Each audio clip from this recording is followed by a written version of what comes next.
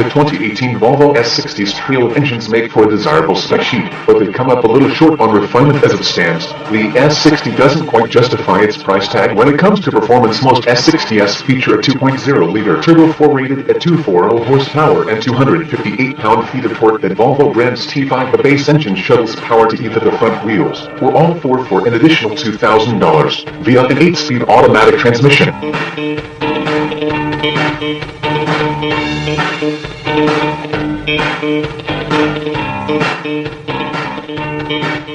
The Turbo 4 provides ample acceleration, but it sounds more coarse under acceleration than it should. Would you consider its price tag inclined toward $50,000? We've also noticed occasional confusion from the automatic transmission. Find an S60 with a T6 badge on its rump and it'll be powered by a turbocharged and supercharged, yes, both, version of the 2.0-liter Turbo 4, good for 302 horsepower and 295 pounds-ft of torque. Paired to the same 8-speed automatic, it's noticeably faster without making substantially better sounds, and the hefty price tag makes it a tough sell for us.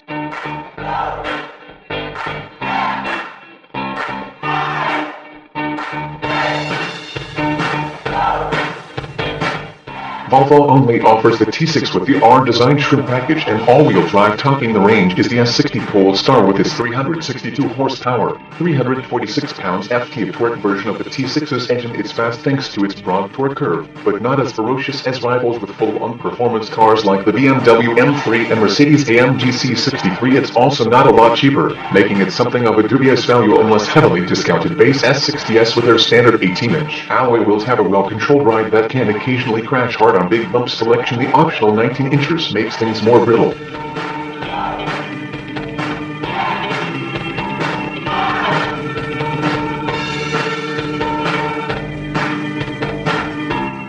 The Polestar's Olin-supplied suspension is much more impressive and remarkably cost-saving. It doesn't turn the S60 into a razor-sharp corner carver, but there's little body lean, and even the roughest pavement doesn't intrude too much into the cabin. Despite the thick-rimmed steering wheel included on every S60, there's little road feel still. The S60's handling is sharp and direct, bordering on entertaining overall, though the S60's plump curb weight, all-wheel drive models approach 4,000 pounds, makes itself known too much for drivers to have a lot of behind-the-wheel fun.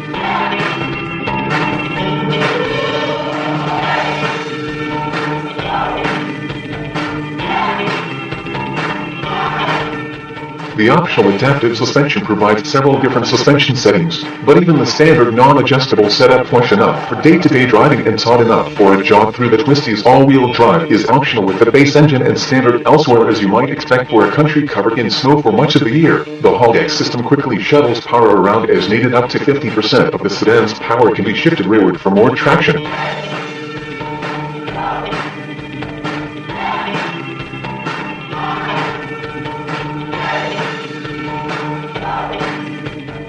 The S60 Cross Country sits about 2.5 inches higher off the ground than its siblings, but it's more about the look than any real capability. It leans more into corners, but generally drives just like any other S60, albeit with a seating position above most sedans.